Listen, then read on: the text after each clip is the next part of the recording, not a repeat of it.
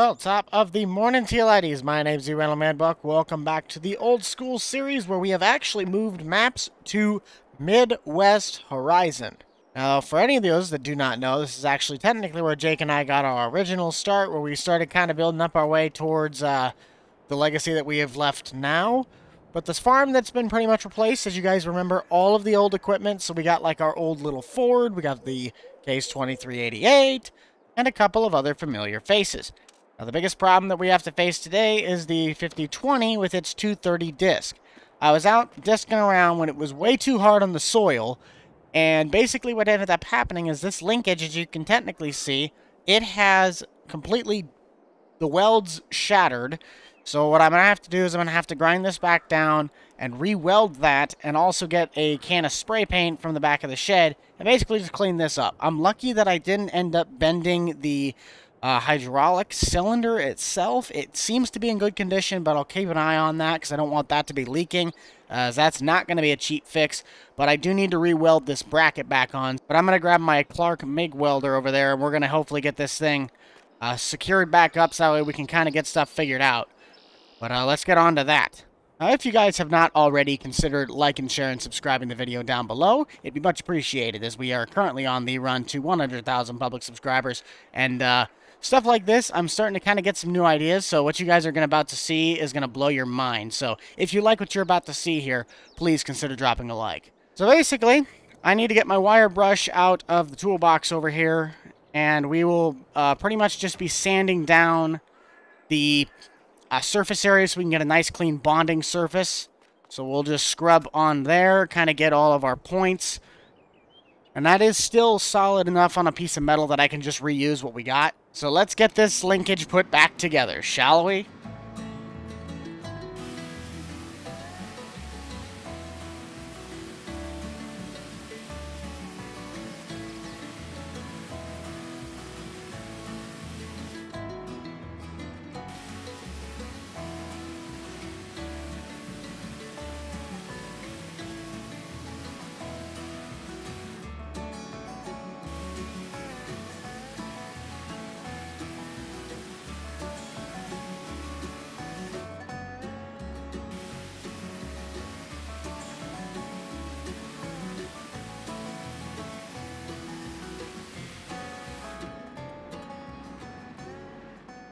So there is our first weld, and it is not the prettiest thing on earth, so that's what we have this for. Let's kind of grind those welds off, since those kind of look a little ugly.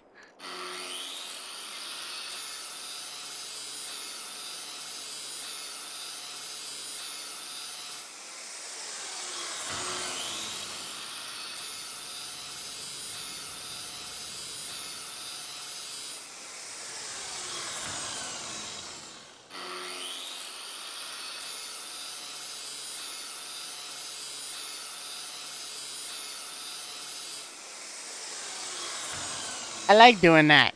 So that looks a little bit better. Still have to do the linkage to the other side, so we'll actually take care of that here too. So let's get on that. This one's going to be a little bit harder to get to, so I'll probably have to get up over on top. A few moments later. And there we go.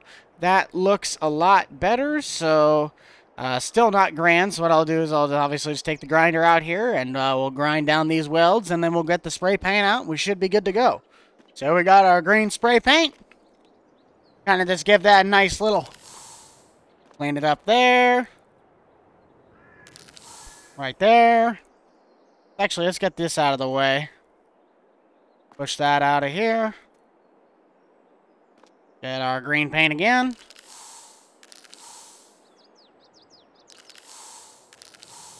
There we go.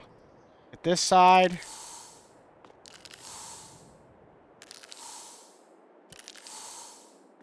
And there we go. So that linkage should be fixed. So I don't think I really need to do anything else. As like I said, I'm just going to watch that cylinder to make sure nothing else is broken. One of the big things I'm actually going to do this time around is I'm going to be leaving this shop bay open for repairs like this if I need to do stuff. So we'll basically just get the door open here, and we're going to check to make sure that our linkage does in fact hold. And looky there. That's what I like to call a solid piece of metal.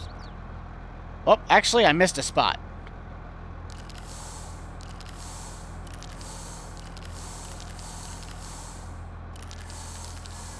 There we go. So what we'll do now is we'll get this thing out. I'm not going to be doing anything of tillage-wise today just because of the fact it is rather...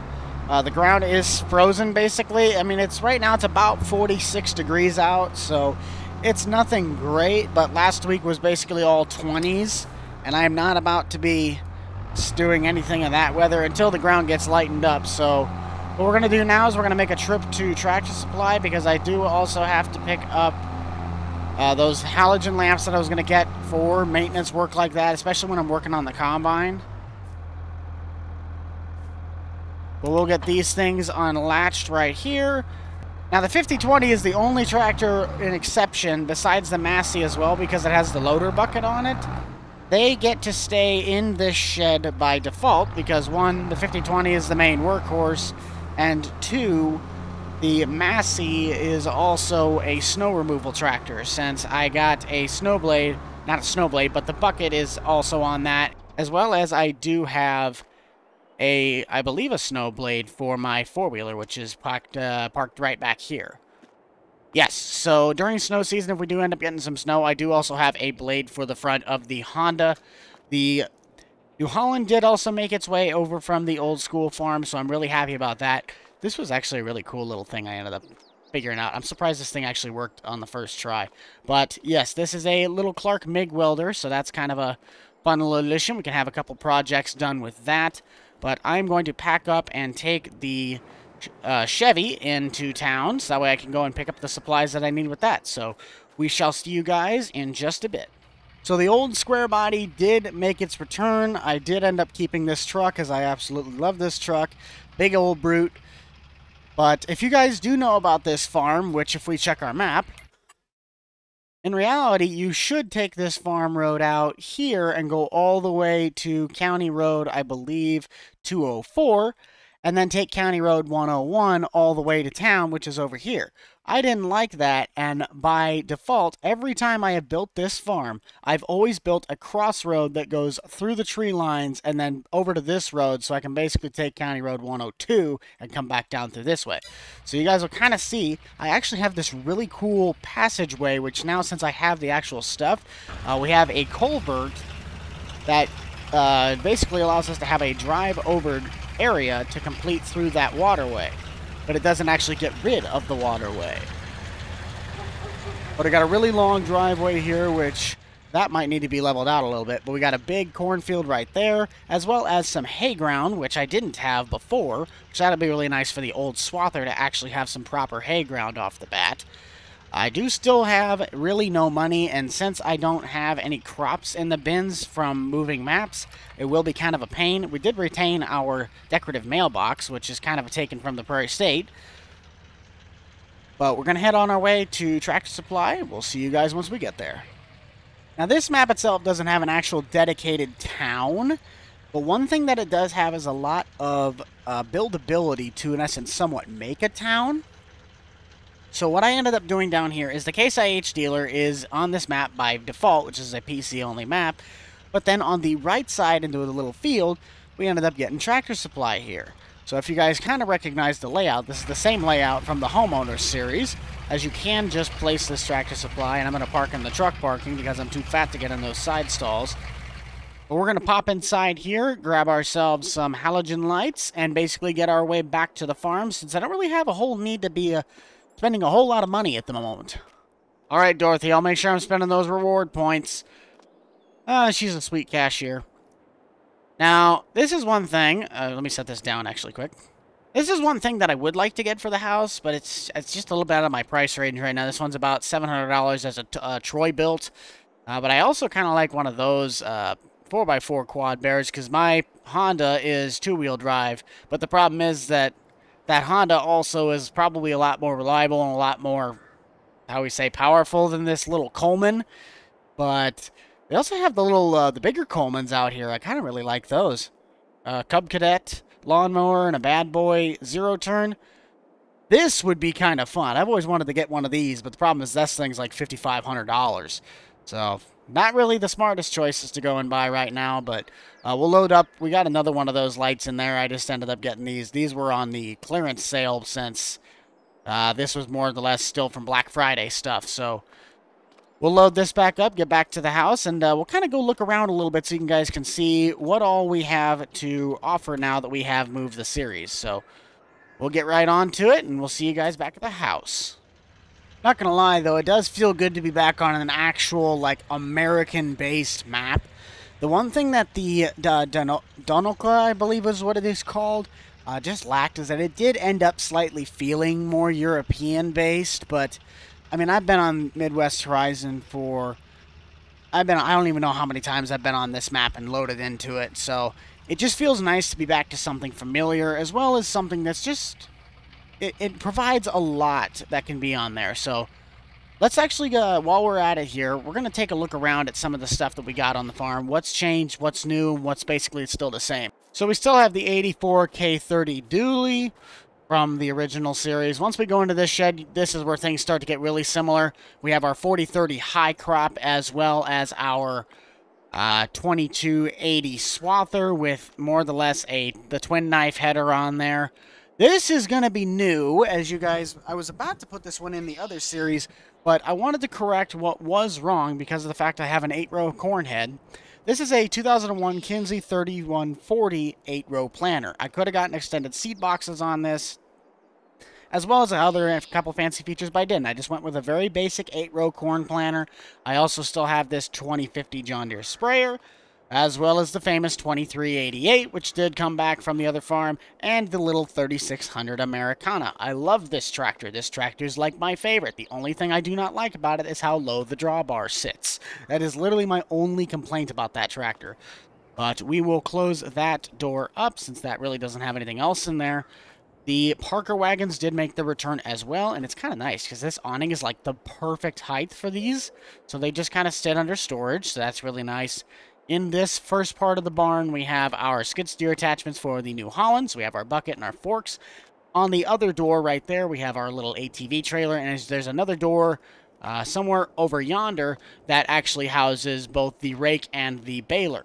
Out here, we do have a diesel tank, which I do not like to fill up because that costs a lot of money. We still have the Wilmar Super 600, as well as the dual axle low wall trailer. The 2030 disc, and new is actually a 630 disc. So this one's a little bit more aggressive than this guy is. This one kind of acts more like a plow since the front discs are a little bit more abrasive. But that's really all it is to it. And we come back around the back side of the bins, and we have a couple of Westfield Roscoe bins with a Westfield auger, which is really the only one that I could get that could actually get up on top. Otherwise, I would have liked to use the versatile antique auger. But we also do still have our 8-row header as well as the 25-foot auger-driven bean header. So coming over to the main machine shed, as you guys saw in there, we basically have the 5020 and the Massey 133 multi-power. And then in this one has the skid steer as well as the ATV. We do also have our PJ gooseneck, which is really, really nice. And the newest, and one of my favorite additions to the fleet, is actually this 1965 Jeep pickup. I absolutely adore this thing. We did end up getting a fuel tank to put in the back, so we can carry around a couple extra bits of fuel, and the old zero-turn mower. We do have a 2-post lift here, so we can do our own oil changes if I do choose to. And the only other thing that has not been shown yet is the hay rack, which is just back here, pinned between the tree line and the barn. So that's really all there is to the new farm. I want to get the lights out of the bed here so that way we can actually go check out the Pioneer Seed Building, as I need to start prepping to buy our seed that's going to be planted in the ground here within the next coming months. Let's actually take a look at how bright these lights are. Oh, that's going to be an expensive mistake. Not too bad. That'll actually work really well, especially if we do have to do some projects later at night. Even though this garage has overhead lights, it'll just be nice to have that for extra work lights if I do need to work on something in this shop. So we'll turn that off. And let's take a little road trip up to Pioneer. Now, there are two ways to get to Pioneer, which is not a default thing on this map. But I basically have the option to go straight or left, and I think this time I'll actually end up going straight, but then I have to cut across about another 1.5 miles. But also I've heard there's a couple other businesses that are starting to open up over there, so we might actually grab ourselves a little treat, as I heard there is a Dairy Queen. But we'll see you guys once we get a little bit closer to Pioneer. I can't really remember what all businesses are actually down here, so we'll kind of have to take a gander. I was correct. Oh, that's actually an old retro Dairy Queen, so I guess if we also need to get... Oh, going in the other lane. If we need to get a new car or a used car, that'd probably be a good place. Here's our Pioneer building. We'll kind of wait for the old car to pass here, and then we'll kind of go in and talk to these guys. Oh, come on. I'm not that fat in the rear, am I? Okay, I guess we'll go to this entrance. So this is Pioneer Seed, huh? What a nice looking place. What do we got for instructions here? Head on up to the office to get next to your seat. Nice. Looks like a pretty handy place, so kind of make our way up the stairs here. See if we can talk to somebody. 20 minutes later. Alright, Kale, we'll catch you later, bud. Thank you. So we finished up talking with Kale. Basically, he ended up getting scheduled with an agronomist to come on out and check out the land, check out the farm. So once we get ready to start planting corn in the spring here, I don't believe I need to do anything with nitrogen, so I don't believe I need to borrow anything from these guys, since obviously, I mean, this is just Pioneer. This isn't a co-op. Basically, what we're going to do is we're going to head over to Dairy Queen, grab ourselves a little bite to eat, and really that's about it. We don't really have a whole bunch left to do since, like I said, it's January. It's kind of slowed down for us here. But that's going to do it for this one, guys. Be sure to smash that like button, subscribe down below. If you guys want to see more of this old school series, as it has now finally been revived, I am going to try and fit this massive behemoth into the drive-thru of Dairy Queen. So while I'm fighting that, be sure to smash that like button, subscribe down below. And be sure to check out the Boomstick Club for all the up-to-date content from me and the gang. You already know who is in it. And I shall see you all in the next one. This is the Rental Man out. Peace.